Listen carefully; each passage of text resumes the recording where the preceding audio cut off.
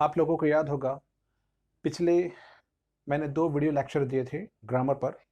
उस grammar lecture पर मैंने 2 वीडियो बनाए थे, जिसमें से पहला वीडियो था बेसिक ऑफ ग्रामर। इस बेसिक ऑफ ग्रामर में मैंने आप लोगों को बताया था कि subject, helping verb, main verb और ऑब्जेक्ट किसे कहते हैं। अगर आपने अभी तक इस वीडियो को नहीं देखा है तो डिस्क्रिप्शन बॉक्स में इसका लिंक मिल जाएगा, उसे जरूर देखिएगा, क्योंकि इसके बगैर आप इंग्लिश का ग्रामर नहीं समझ सकते हैं। नेक्स्ट मैंने आप लोगों को सिखाया था यूजेस। इस यूजेस में मैंने 4 चीज आप लोगों को सिखाया था।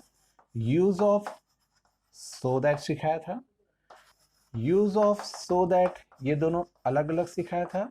उसके बाद यूज ऑफ टू सिखाया था, ये 2 तरीके का था। ठीक, use of too in place of so that, और फिर मैंने बताया था use of so that in place of too. तो इस प्रकार से मैंने अभी तक ग्रामर के ऊपर में 2 वीडियो लेक्चर बनाए हुए हैं। ठीक, आज का ये मेरा तीसरा वीडियो लेक्चर होगा, जिसमें भी आज हम लोग सीखेंगे कुछ इंपॉर्टेंट यूजेस, जिसके आंसर बहुत ही शॉर्ट वे में दिया जाता है और बहुत ही इजी है।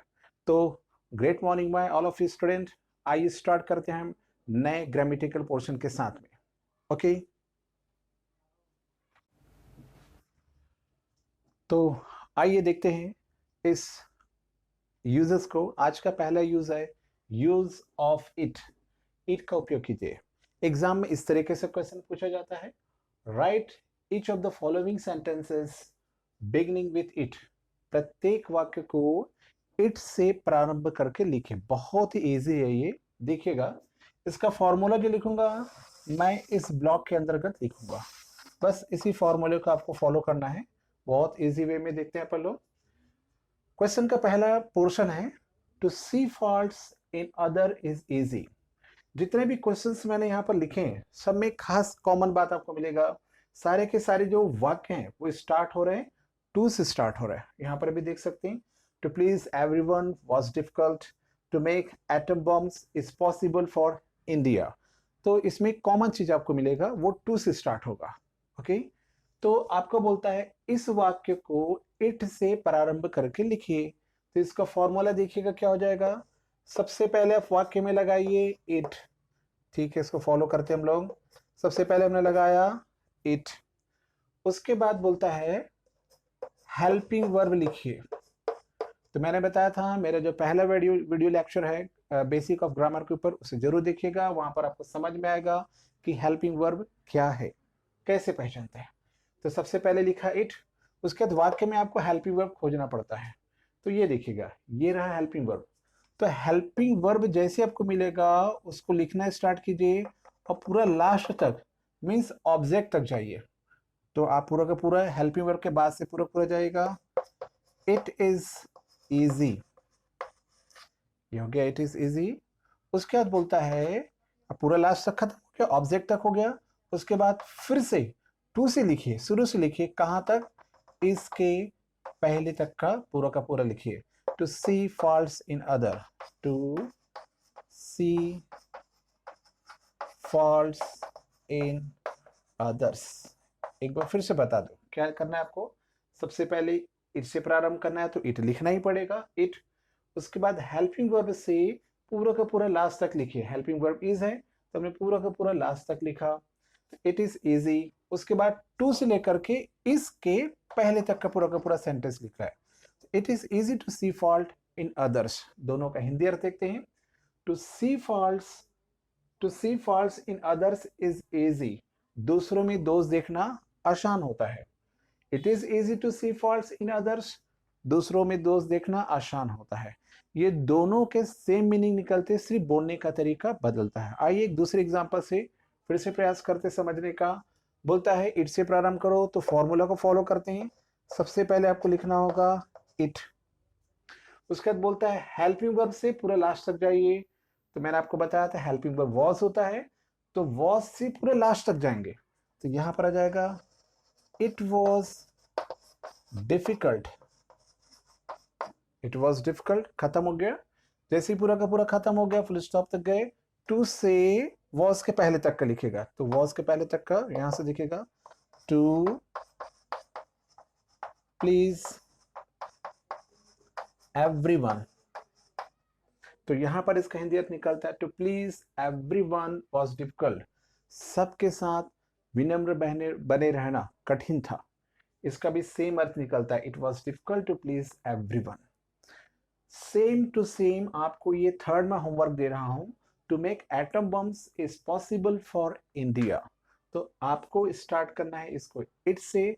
अगर आप मेरा वीडियो पसंद कर रहे होंगे, मेरे साथ साथ चल रहे होंगे, तो इसका जो जवाब है मुझे कमेंट बॉक्स में जरूर दीजिए, क्योंकि कुछ स्टूडेंट ने मुझे जवाब दिया था तो वो कुछ सेंटेंसेस गलत थे, कुछ सही भी थे, तो मैंने जो गलत थे उसको करेक्ट कर दिया है, और जो सही था उसमें मैंने कमेंट करके लिखा है कि ये चीज सही है। तो आशा करता हूं कि ये आज का जो पहला यूज है इट, वो समझ में आ गया होगा। अब हम लोग देखेंगे दूसरा use.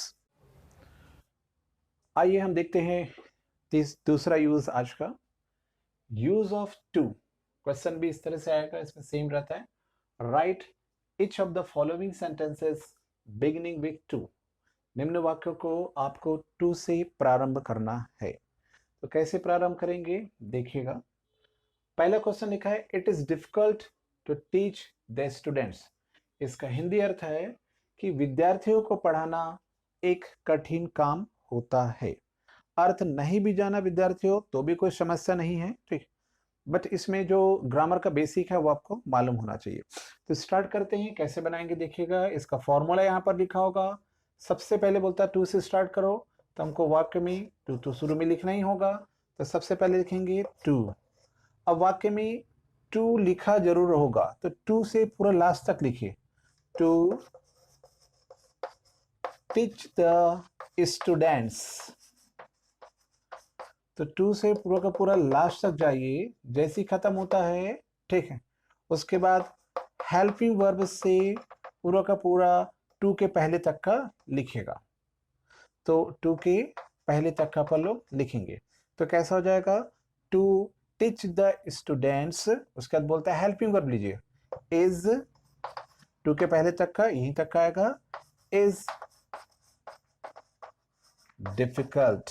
To teach the student is difficult, विद्यार्थियों को पढ़ाना एक कठिन काम होता है। तो ये उसका जवाब हुआ। आइए सेकंड क्वेश्चन का आंसर देखते हैं। It was hard to solve the sum, प्रश्न को हल करना कठिन था। तो बोलता है टू से स्टार्ट करके वाक्य बनाइए, तो टू देखिए वाक्य में आपको जरूर मिलेगा, टू से पूरा का पूरा लास्ट तक जाइएगा, टू सॉल्व द सम, पूरा पूरा लास्ट तक गए। फिर बोलता है जैसे ही लास्ट तक ऑब्जेक्ट तक चले गए, हेल्पिंग वर्ब से लिखिए, ये रहा आपका हेल्पिंग वर्ब वॉज, उसके बाद टू के पहले तक का वॉज हार्ड, तो सवाल को बनाना कठिन था। ये भी सेम टू सेम उसी की तरह बनेगा। तीसरा क्वेश्चन मैंने आप लोगों के लिए रखा है, it is good for health to take exercise. स्वास्थ्य के लिए एक्सरसाइज करना एक अच्छी बात है, एक अच्छी आदत है, ये लिखा हुआ है। तो मैं चाहूंगा कमेंट बॉक्स पे इसका आंसर जरूर लिखेंगे। तो ये है सेकंड नंबर का यूज। आइए देखते हैं तीसरा यूज। आइए देखते हैं तीसरा यूज आज के लिए, यूज ऑफ एंड। इसमें क्या रहता है, आपको दो वाक्य दिए रहेगा और इसमें बोलेगा कि इन दोनों वाक्यों को एंड का यूज करके जोड़िए। ये एक प्रकार का कंजक्शन होता है, अर्थात संयोजक शब्द होते हैं। इन शब्दों के द्वारा हम क्या करते हैं, दो वाक्यों को जोड़ते हैं। तो देखते हैं, पहला एग्जांपल लिखा हुआ है, ही वेंट टू मार्केट, वह बाजार गया, ही बॉट अ पेन, उसने एक पेन खरीदा। तो इन दोनों अलग अलग वाक्यों को हम क्या करेंगे, एंड का यूज करके जोड़ेंगे। तो यहां पर फिर से पहले की तरह फॉर्मूला लिख रहा हूं मैं, देखिएगा। सबसे पहले क्या करना होगा, सेंटेंस नंबर ए को लिखिए, यानी पहले भाग को लिखिए, पूरा का पूरा लिखिएगा। He went to market, he went to market, ये लिखा पूरा सेंटेंस। जैसे ही पूरा का पूरा पहला सेंटेंस खत्म हो जाता है, उसके जस्ट बाद में आपको यूज करना है and, he went to market and. अब उसके बाद 2 सेकंड रुकेगा, उसके बाद क्या करना है, अगले सेंटेंस में उस चीज को नहीं लिखना है जो रिपीट हो चुका है। तो रिपीट मोड पे देखिए यहाँ पर ही लिखा है और यहाँ पर ही है, तो उस रिपीट वाले वर्ड को आपको नहीं लिखना है, तो उसके बाद से पूरा पूरा लिखना है। तो उसके बाद से पूरा का पूरा लिख देना है बी के। फिर से देखिएगा, दूसरे सेंटेंसेस को लिखना है तो उसमें क्या करना होगा, जो वर्ड रिपीट मोड पे होगा उस वर्ड को आपको नहीं लिखना है, उसके बाद से पूरा का पूरा लिखना होगा। तो यहाँ पर देखिए रिपीट मोड पर ही दो बार आया है तो उसको रिपीट नहीं करना है, उसके बाद से लिखेगा he went to market and bought a pen. तो इसका हिंदी अर्थ हो जाएगा वह बाजार गया और पेन खरीदा। तो बहुत ही सिंपल है ये। एक और एग्जांपल देखते हैं, I did work hard. I did work hard, मैंने कड़ी मेहनत किया। आई गेट, यहाँ पर हो जाएगा आई गॉट सक्सेस, और मुझे सफलता मिली। तो बोलता है एंड का प्रयोग करके इन दोनों वाक्यों को जोड़िए। तो यहां पर आप लिखेंगे, पहला बोलता है कि पहले सेंटेंस को पूरा पूरा लिखिए, आई डिड वर्क हार्ड, पूरा पूरा लिखेंगे आई डिड वर्क हार्ड। फिर बोलता है एंड लिखिए, जैसे खत्म होता है एंड लिखिए, एंड लिखा। उसके बाद बोलता है कि रिपीट वाले वर्ड को नहीं लिखना है, उसके बाद से जो डिफरेंट वर्ड्स होंगे उसको लिखना होगा। तो आई और आई दोनों में सेम है, तो आपको नहीं लिखना है, तो डिफरेंट वर्ड यहां से स्टार्ट होता है। एंड गॉट सक्सेस, तो इसका हिंदी अर्थ हो जाएगा मैंने कड़ी मेहनत किया और सफलता प्राप्त की। तीसरा भी बता देता हूं एक बार, सी इज इंटेलिजेंट, वह होशियार है। सी इज ऑनेस्ट, वह ईमानदार है। मुझे लगता है कि इसका जो आंसर है आप लोगों को देना चाहिए, ताकि मुझे भी समझ में आए कि हाँ मेरे द्वारा समझाया गया चीज आपको समझ में आ रहा हो। तो इसका आंसर कमेंट बॉक्स पे लिखिएगा। आइए अब हम देखेंगे आज के लिए चौथा यूज। आइए देखते हैं हम लोग आज के लिए चौथा use, use of but. But का उपयोग कैसे करते हैं, यहां पर भी लिखा रहेगा combine the pair of the sentences by using but.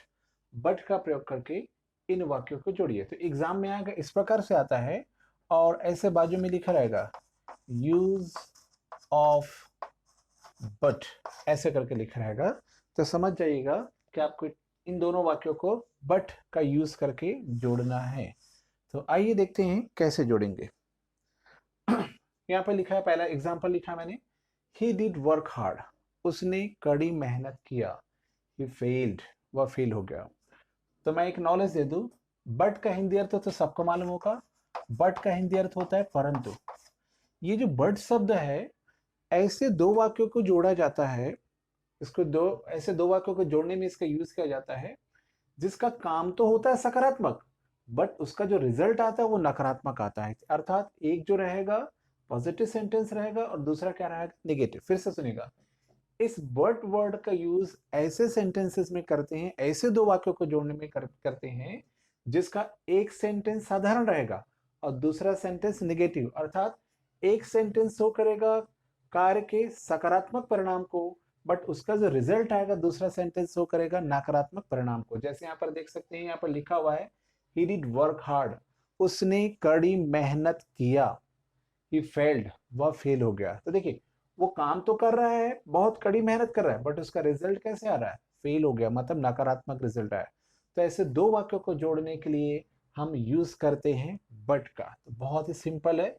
सबसे पहले पहला नंबर का सेंटेंस लिखिए, ही डिड वर्क हार्ड, कुछ चेंज नहीं करना आपको, ही डिड वर्क हार्ड। पहला सेंटेंस कंप्लीट होता है। जैसे पहला सेंटेंस कंप्लीट होता है आप बट का यूज कीजिए, यहां पर हो गया बट। उसके जस्ट बाद में आपको यूज करना है दूसरा सेंटेंस एज इट इज, कुछ चीज चेंज नहीं करना। लेकिन हाँ, जो कॉमन ग्रामर है उसको तो हमेशा ध्यान रखना पड़ेगा। स्टार्टिंग का लेटर ही क्या होता है, बड़ा होता है, या फिर बीच में अगर किसी स्थान का नाम, व्यक्ति का नाम आ गया तो बड़ा होता है, अदरवाइज वो क्या होगा स्मॉल लेटर में लिखा आएगा, तो ही छोटा आ जाएगा।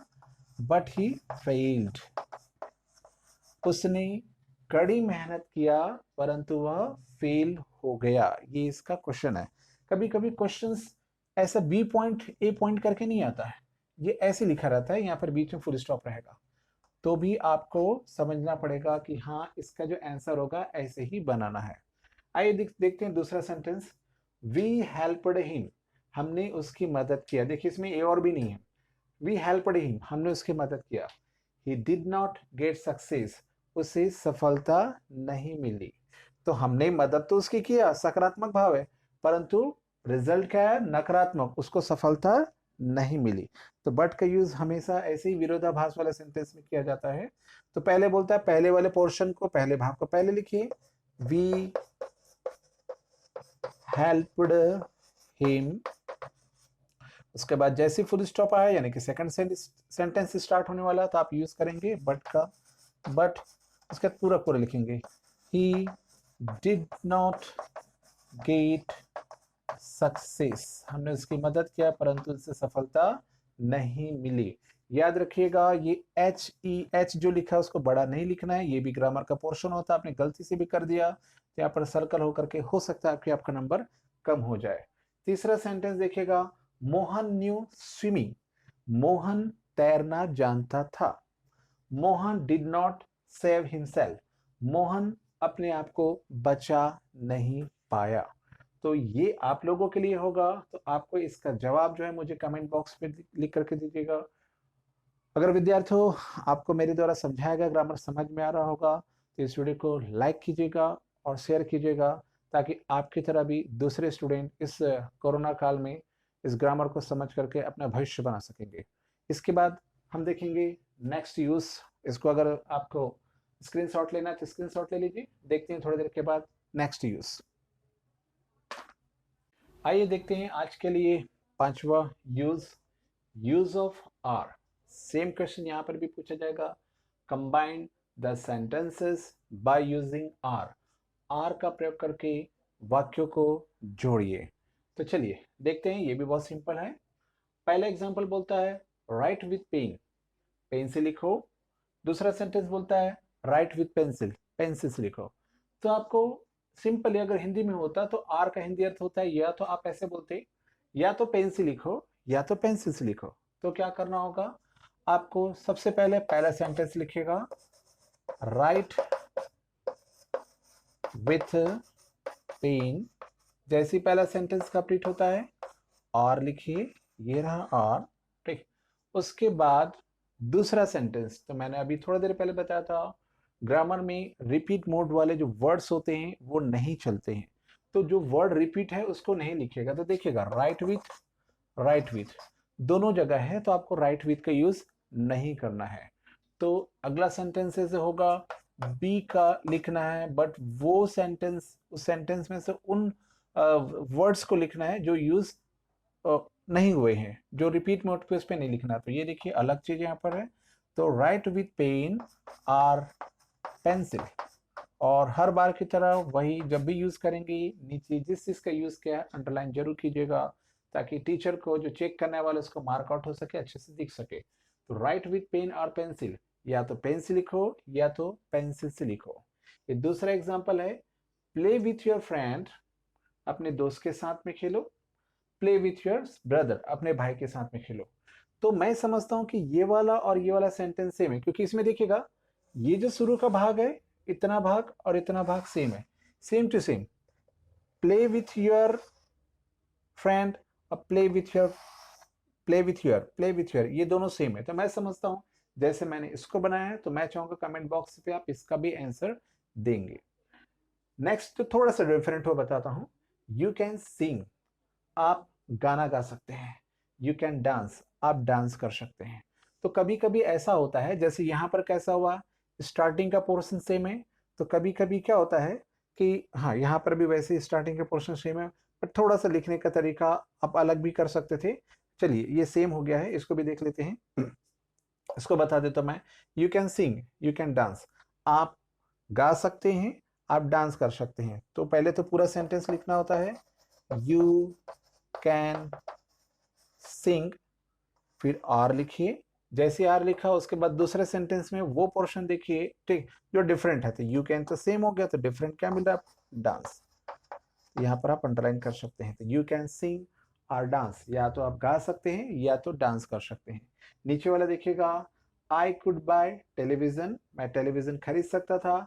आई कुड बाय एसी, मैं एसी खरीद सकता था। तो इसका आंसर मुझे कमेंट बॉक्स पे लिख करके देंगे। तो ये था आज का 5वां यूज। आइए देखेंगे नया यूज। आइए देखते हैं इस 6वें यूज को, use of otherwise. Use of otherwise, otherwise का हिंदी अर्थ होता है नहीं तो। कुछ एग्जांपल्स लिखे हुए हैं, work hard you will fail, take exercise daily you will fall in fever. अब अदरवाइज का यूज कैसे करेंगे देखिएगा। अदरवाइज का हिंदी अर्थ होता है नहीं तो। ये जो अदरवाइज रहता है जब किसी वाक्य में आता है तो वो कार्य के आने वाले परिणाम को प्रदर्शित करेगा कि अगर आपने ऐसा किया तो क्या होगा, ऐसा नहीं किया तो क्या होगा। तो देखते हैं, अगर आपको एग्जाम में हिंदी अर्थ भी समझ में नहीं आता तो भी कोई टेंशन की बात नहीं, अपने पास ये फॉर्मूला होगा, उस फॉर्मूला को आपको लिखना होगा। तो ये भी दो भाग में आ सकता है, ए और बी करके, या तो फुल स्टॉप करके आ सकता है। तो देखते हैं कैसे करना है।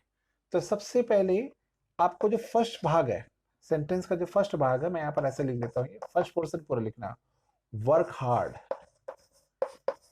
इसका हिंदी है तो वर्क हार्ड मतलब कड़ी मेहनत करो, वर्क हार्ड। जैसे पहला सेंटेंस, पहला पोर्शन खत्म होता है, आप यूज करेंगे अदरवाइज, नहीं तो, अदरवाइज नहीं तो। उसके बाद बोलता है दूसरा सेंटेंस लिखे, you will fail,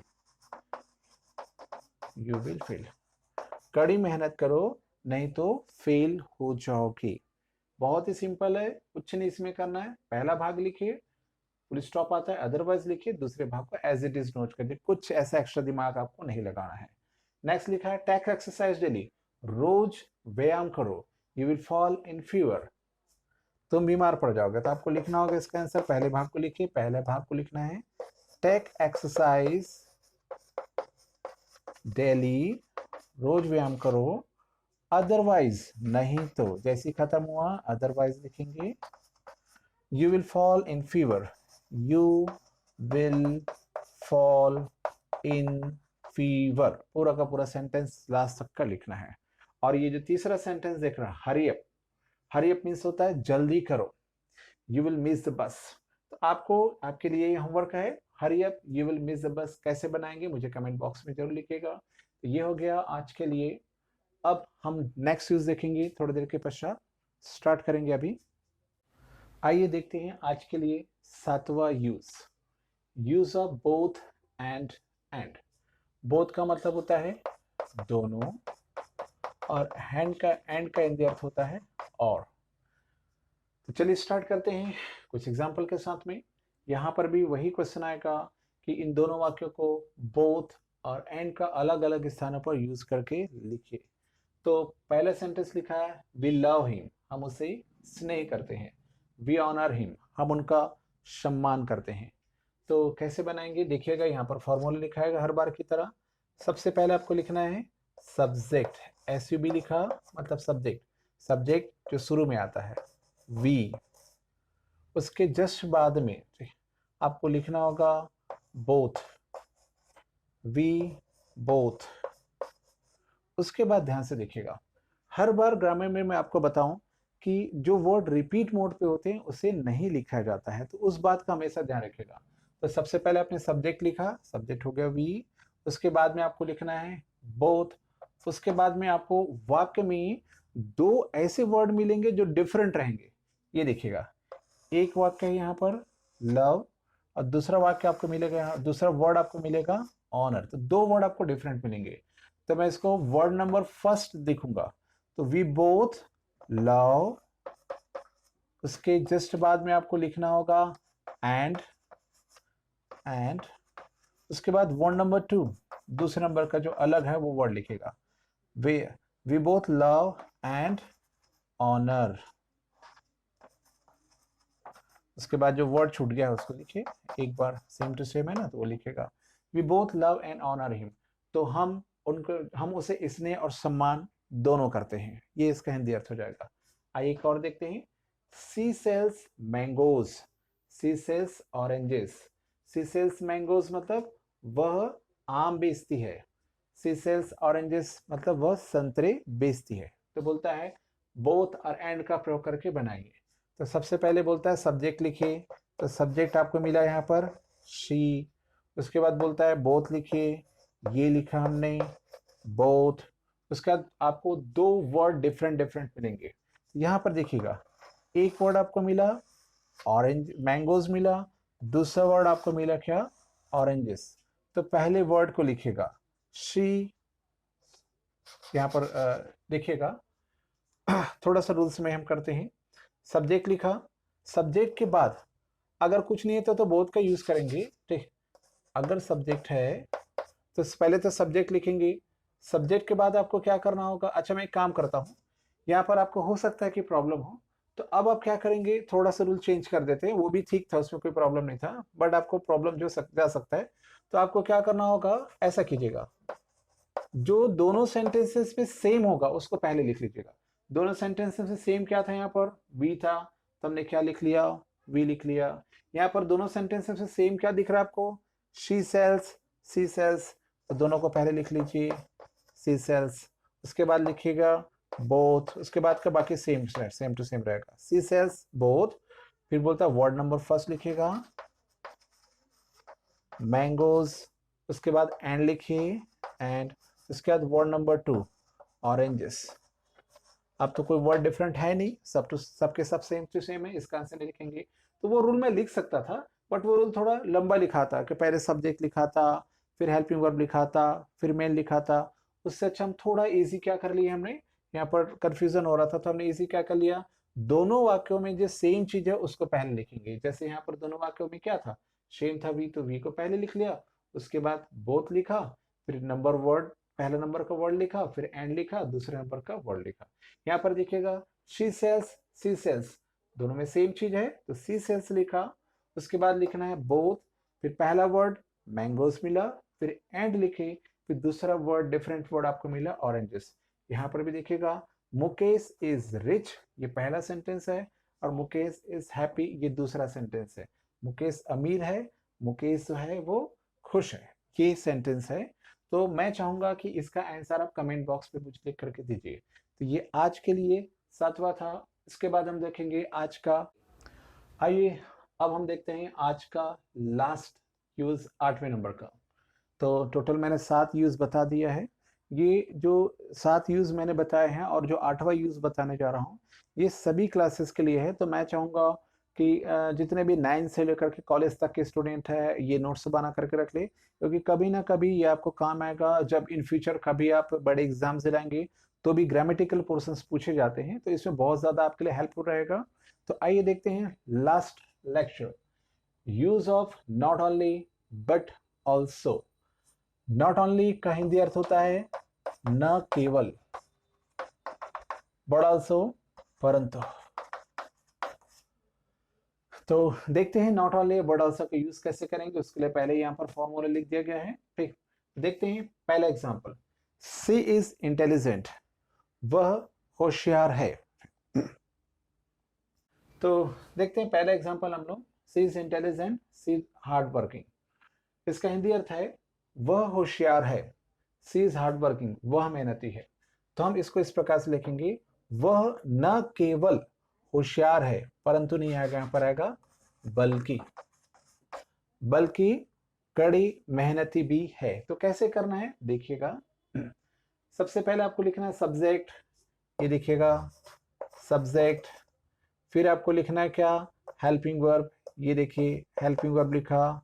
main verb नहीं है, फिर आगे बढ़िए, जब मेन वर्ब नहीं है तो आपको क्या लिखना है उसके बाद, नॉट ओनली जो है उसको लिखिए, नहीं है तो आगे बढ़िए, not only, she is not only. उसके बाद बोलते हैं वर्ड नंबर फर्स्ट, देखिएगा 2 वर्ड आपको डिफरेंट मिलेंगे, ये देखिए इंटेलिजेंट मिला और ये हार्ड वर्किंग मिला। 2 ऐसे वर्ड वाक्य में जुड़ रहेंगे जो डिफरेंट रहेंगे, तो वर्ड नंबर 1 लिखेंगे, सी इज नॉट ओनली इंटेलिजेंट, वह न केवल होशियार है, बट ऑल्सो, उसके बाद बोलता है बट ऑल्सो लिखिए, बट ऑल्सो। उसके बाद वर्ड नंबर 2, वर्ड नंबर 2 है hard working, hard working.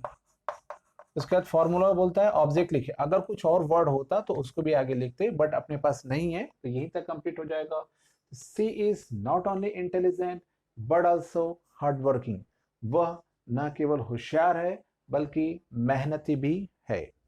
Second number का देखते हैं, they visited Mumbai, they visited Goa, वो लोग मुंबई घूमे, ठीक, वो लोग गोवा भी घूमे, ठीक। तो इसको कैसे करेंगे, सबसे पहले लिखते हैं सब्जेक्ट लिखिए दे, फिर बोलता है हेल्पिंग वर्ब, नहीं है हेल्पिंग वर्ब कहीं पर भी सेंटेंस में, फिर मेन वर्ब ये रहा विजिटेड यानी कि घूमना, दे विजिटेड, उसके बाद नॉट ओनली लिखिए बोलता है, ठीक है हमने लिख दिया नॉट ओनली।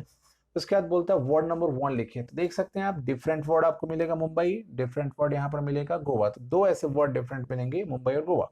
तो पहले वर्ड को लिखिएगा they visited not only Mumbai, क्योंकि स्थान का नाम है तो हमेशा इसका स्टार्टिंग लेटर बड़ा रहेगा, नाउन है यहाँ पर है मुंबई। फिर बोलता है बट ऑल्सो लिखिए, बट ऑल्सो, उसके बाद वर्ड नंबर 2, तो वर्ड नंबर 2 है गोवा। फिर से एक बार देखते हैं, सबसे पहले हमने लिखा सब्जेक्ट, उसके बाद हेल्पिंग वर्ब नहीं है, आगे बढ़ गए, मेन वर्ब है विजिटेड लिखा, उसके बाद बोलता है नॉट ओनली लिख लिया, वर्ड नंबर 1 पहला वर्ड है मुंबई, फिर बोलता है बट ऑल्सो, उसके बाद वर्ड नंबर 2, तो they visited not only Mumbai but also Goa, तो वो लोगों ने ना केवल मुंबई घूमा बल्कि गोवा भी घूमा। तो ये तीसरा सेंटेंस आप लोगों के लिए है, this book is interesting, this book is useful, यह पुस्तक मनोरंजक है, यह पुस्तक उपयोगी है। तो इसका जवाब मुझे कमेंट बॉक्स पर लिख करके दीजिएगा ताकि मैं चेक कर सकूं। आशा करता हूं कि आज का जो मैंने 8 टॉपिक पर जो यूजेस बताए, और इसके पहले मैं 4 यूजेस और बता चुका हूं, तो टोटल जो हो गए 12 यूजेस है, कुछ और यूजेस भी है जिसको हम नेक्स्ट वीडियो में देखेंगे। आशा करता हूं कि मेरे द्वारा समझाया गया चीज आप लोगों को समझ में आ रहा होगा। अगर आप लोगों को समझ में आ रहा होगा तो प्लीज इसे लाइक शेयर कीजिए, सब्सक्राइब कीजिए और बेल आइकॉन को जरूर हिट कीजिए ताकि मेरे द्वारा बनाया गया जो न्यू वीडियोस है आपको तुरंत ही मिलता रहेगा। Thank you very much.